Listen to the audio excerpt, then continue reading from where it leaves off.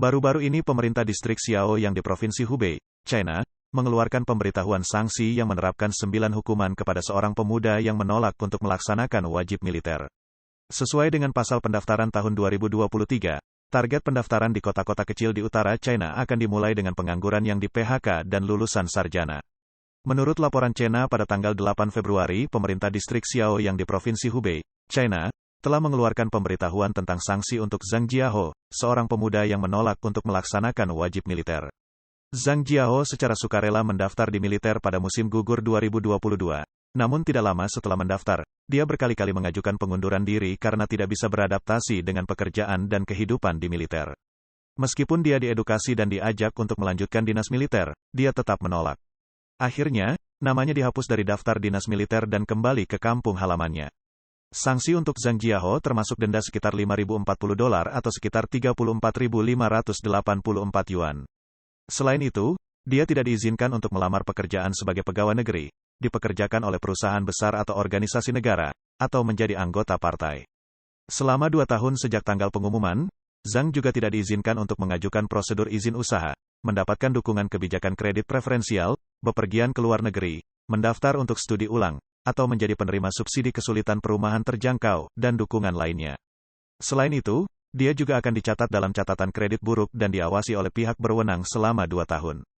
Unit media distriksi yang menginformasikan kepada publik bahwa Zhang Jiaho menolak untuk menjalankan wajib militer, sehingga dia dikeluarkan dari angkatan bersenjata dan dikenai hukuman sesuai dengan jaringan penerimaan tentara nasional. Pemuda di China yang berusia setidaknya 18 tahun harus mendaftar untuk dinas militer. Mereka yang telah mendaftar untuk dinas militer dan berniat untuk mendaftar dapat langsung mengajukan pendaftaran secara online. Pendaftaran untuk dinas militer dimulai dari tanggal 1 Januari hingga tanggal 30 Juni. Pada tanggal 9 Februari akun Twitter Sen memposting artikel yang mengatakan bahwa kota-kota merekrut pasukan dimulai dari para pengangguran, orang yang terkena PHK, dan mahasiswa. Menurut artikel tersebut, seseorang yang mengetahui situasinya mengatakan bahwa sebuah kota kecil di utara China telah memulai panggilan untuk masuk ke militer. Kelompok pertama termasuk orang yang menganggur atau tidak bekerja di industri makanan atau pengiriman ekspres. Kelompok kedua adalah kelompok usia 30 hingga 40 tahun yang akan dirumahkan dan menganggur. Kelompok ketiga adalah mahasiswa universitas yang akan lulus. Akhirnya, perekrutan wanita terutama untuk melayani kebutuhan medis atau catering di militer. Artikel tersebut juga mengingatkan orang untuk mencoba mempertahankan pekerjaan mereka di tahun 2023. Menurut Vision Times mengenai masalah ini, seorang warga mengatakan bahwa daerah tempat tinggalnya di kampung halaman mereka sebenarnya sedang berlangsung perekrutan.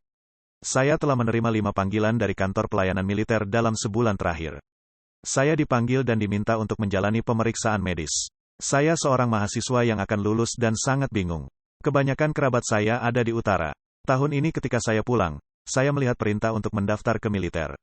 Saya menerima pesan teks untuk mendaftar tetapi saya tidak meminta detail apapun.